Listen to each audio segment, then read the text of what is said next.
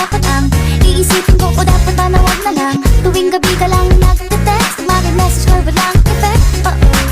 Nag-aantay kung ano nang next upang makimuta kay Mose. O ano ba nadarama? Huwag nang paligoy, ligoy, ligoy, paligoy, ligoy pa. Pwede ba? Huwag ka nang magrama. Huwag nang paligoy, ligoy, ligoy, paligoy, ligoy pa.